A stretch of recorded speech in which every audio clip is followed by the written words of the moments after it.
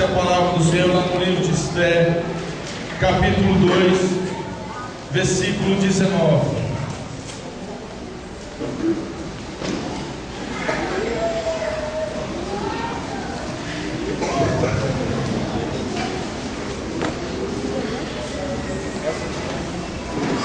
Já no versículo 19, o que a gente chegou? A gente chegou no período do livro onde Esther já tinha passado todo aquele processo de 6 meses, mais 12 meses, para só então ser apresentada diante do rei.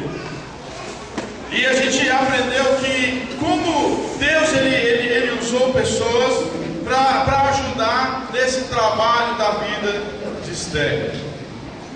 Repete comigo: Esther chegou como Hadassah e se tornou a rainha Esther.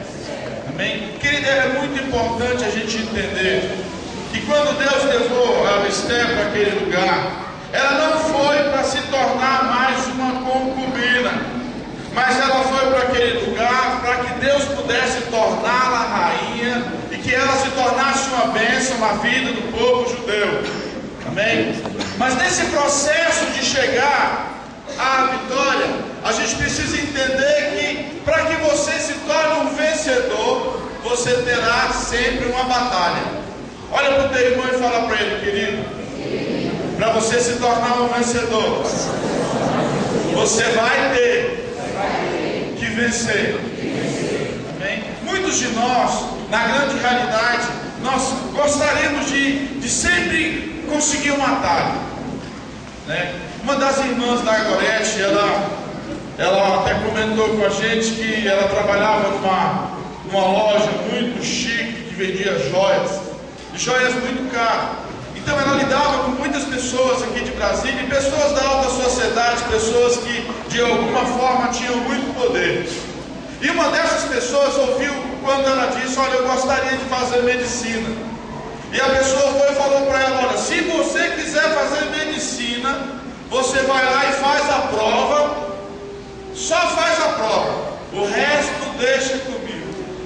E ela foi e falou assim: não, eu dessa forma eu não quero fazer. Então muitas vezes, querido, nos é oferecido muitas coisas que são, entre aspas, até fáceis de você conseguir o seu alvo. Mas uma coisa você precisa entender: quando Hadassah chegou naquele lugar, ela se tornou rainha porque tudo ela fez em Deus. Olha para o teu irmão e fala: querido, não há uma maneira de você se tornar um vencedor se você não conquistar isso no trono de Deus. É Deus que nos dá a vida, é Deus que tira a vida, é Deus que nos faz avançar, e é Deus que também trava nossas vidas. Quando a gente estuda a vida dessa menina, né, dessa grande mulher, se a gente pode colocar, a gente vê que ela passou por um processo de tratamento, né, e até aqui a gente chegou no momento onde ela foi atravessando um caminho, um processo de tratamento. O processo de tratamento, ele vai nos preparar para aquilo que Deus tem para nós. Nós normalmente não queremos passar por um processo. A Bíblia diz que você não deve consagrar e nem ordenar ninguém neófito. Por que não pode? Porque a pessoa tem que ser provada, tem que ser estudada. Mas muitas pessoas não querem passar por isso. Quantas pessoas queriam ingressar direto no tribunal sem nem fazer concurso? Até eu sou bestinha, até eu. Mas todo lugar que você alcança, você tem que passar por um processo. Porque se você não for preparado, você se desmorona. Por exemplo, o brasileiro, quem é que não gostaria de ser jogador de futebol? Já imaginou eu entrar com uma camisa da seleção brasileira? Lógico, né? No magrinho, né? Magrinho. Entrar correndo assim, olhando assim, a multidão toda gritando, né? Oh, que beleza, aqueles menininhos pegando na mão, né? Sobrinha, aquele negócio todo, né? Já imaginou que ela chutasse a bola, eu puxasse ela com o ombro e tipo sem pulo, fizesse um gol no ângulo, e a torcida toda, não! para você chegar aí, você tem que passar por um processo de tratamento, um processo de provação. Você tem que passar por peneiras do clube de futebol. Você tem que jogar bem, não só o campeonato, mas vários campeonatos. Mas muitas vezes nós chegamos à casa de Deus, ou nós chegamos à presença de Deus e queremos ser aprovados sem passar pela prova. E alguns na prova são reprovados e acham ruim ser reprovado. Lá em casa, eu sei muito, querido, que em vários colégios, alunos, eles são chamados a atenção, por exemplo, pelos professores. Sei de história de aluno que porque a professora deu um grito, o aluno foi chamar a mãe foi na escola e ainda falou: você gritou com meu filho. Filha, agora se eu fosse você, filha, jogava essa cadeira na cara dessa professora sem vergonha. Essa é uma sociedade que o diabo está construindo. Eu venho de uma outra sociedade, eu venho de outro tempo, onde a professora ia lá, brigava, puxava na orelha, onde a professora era respeitada. Mas hoje as pessoas não querem mais isso. Hoje os pais, eles querem que os filhos se tornem homens e mulheres e advogados, e eles querem tomar as dores dos filhos. Não foi o que aconteceu com Mordecai. Mordecai deixou Esther, Hadassa aprender, ser preparada. Ele tomava conta, mas não interferia, porque ela precisava crescer. Ela não chegou rainha, mas ela se tornou rainha. Deus tem um chamado, querido, para que você se torne um vencedor. Você não chega na igreja vencedor. Não, na maioria dos nossos casos, nós chegamos na igreja derrotados. Então derrotados e nem sabemos que nós somos derrotados. Mas naquele processo Deus foi trabalhando na vida daquela menina, para que ela se tornasse rainha. Deus levantou pessoas para ajudá-la. Olha para o seu lado e fala: querido, tem pessoas que Deus levanta para te ajudar. Agora fala para ele, bem olhando no olho dele: querido, quem puxa o seu saco não te ajuda.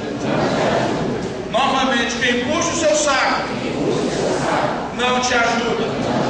Quem te trata como bebezinho não te ajuda. Mas aquele que te ajuda é aquele que traz a presença de Deus para a tua vida. Amém? Davi foi um homem que cresceu ouvindo o profeta profetizar maravilhas na vida dele, mas ele também cresceu quando o profeta foi e falou: olha, assim como você pecou, você deixou o decreto, você deu o seu decreto. O profeta não alisou Davi. Olha para o teu irmão e fala: querido, a maneira de nós crescermos é provando dificuldade, transpondo obstáculo. Amém? Quando as virgens foram reunidas pela segunda vez, Mardoqueu estava sentado junto à porta do palácio. Esther havia mantido o segredo sobre o seu povo e sobre a origem de sua família, conforme a ordem de Mardoqueu, pois continuava a seguir as instruções dele, como fazia quando ainda estava sob sua tutela. Querido, olha, a melhor coisa que tem na nossa vida é nós entendermos o que a palavra tutela nesse texto significa. A palavra tutela fala: estava debaixo da autoridade de Mardoqueu. Então ela tinha chegado até ali porque ela tinha se tornado uma pessoa obediente, porque ela foi preparada para obedecer. Olha para o teu irmão e fala: querido, se você foi chamado, e a primeira escola que você precisa ser aprovado é a escola da obediência. Querido, quem não sabe obedecer não vai saber governar. No reino de Deus as coisas funcionam assim. Quando você não sabe se submeter ao Senhor, quando você não sabe se submeter à autoridade, você também não vai saber governar. Você não vai saber governar. No reino de Deus parece que tudo é fácil, e quando Deus está presente tudo se torna fácil. Mas o problema é quando nós Deus para estar conosco. E qual é a atitude que nós atraímos à presença de Deus? Quando nós damos total liberdade para Ele agir. Mardoqueu, Hadassah, aprenderam a dar liberdade para Deus agir. Ela aprendeu a se submeter. Havia um relacionamento de amor, um relacionamento paterno, um relacionamento de gratidão naquele lugar. É muito fácil quando tudo está dando de acordo à sua vontade. É muito fácil quando o seu salário vem gordo. É muito fácil quando você não tem nenhum prejuízo, quando você não tem nenhum intempérie na tua vida, quando você não tem dificuldade. É muito fácil. Agora, vai fazer diferença quando a dificuldade vem, quando a tempestade vem, a atitude que você toma diante de Deus. Isso atrai a presença de Deus para a tua vida, porque Deus, Ele observa a tua maneira de agir, na hora que as coisas vão bem e na hora que as coisas não vão tão bem assim.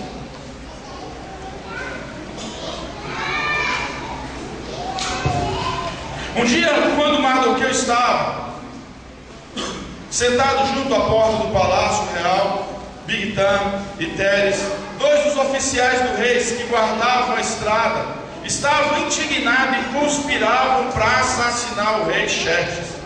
Mardoqueu, porém, descobriu o plano e contou a rainha Esté, que por sua vez passou a informar a informação ao rei em nome de Mardoqueu.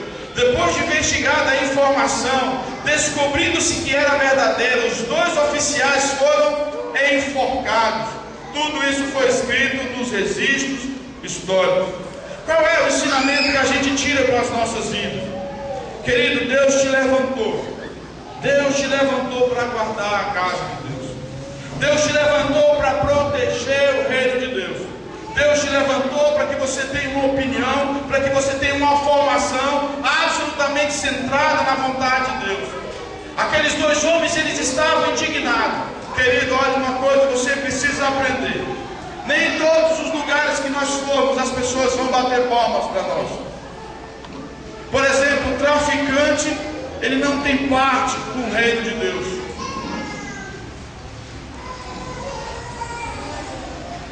Porque nenhum pastor, porque a Bíblia, que está acima de todos os pastores, ela não manda ninguém traficar, não manda ninguém se envolver com droga. Você já viu alguma fábrica de escola patrocinando alguma igreja? Porque não há compatibilidade, querido. Jogatina. Você já viu aquele Castor de Andrade, que eu já até falei, já até morreu? Tem um monte de carro patrocinando a igreja? Não, porque não tem nada em comum com a igreja. Então muitas pessoas vão odiar a igreja, muitas pessoas vão se levantar contra a igreja. Quantos maridos se levantam contra a igreja? Quantas mães de família se levantam contra a igreja? Quantos filhos se levantam contra a igreja? A igreja sempre vai atravessar dificuldade. Agora, a atitude de Mardoqueu não era aprovar aqueles que se levantavam contra a igreja. Quantas pessoas, quando alguém se levanta contra a igreja, elas ficam caladas, porque elas não têm informação suficiente em Deus para falar sobre o reino de Deus. Quantos alunos de faculdade, professores entendidos de excelência no saber do mundo, se levantam para falar com relação à sabedoria de Deus, e quantos alunos se calam porque não tem comunhão com Deus. Isso acontece em todo lugar. A igreja, ou seja, a noiva, ela sempre vai ter alguém que se levante contra ela. O nosso Senhor sempre vai ter alguém que se levante contra ele. Mas o problema não é o levante do inimigo. O problema é como nós lidamos com esse levante. O que Mardoqueu fez? Mardoqueu, ele não ficou calado. Ele foi, procurou, mandou recado, conversou com a rainha Esté, explicou o que estava acontecendo. E ela notificou o rei.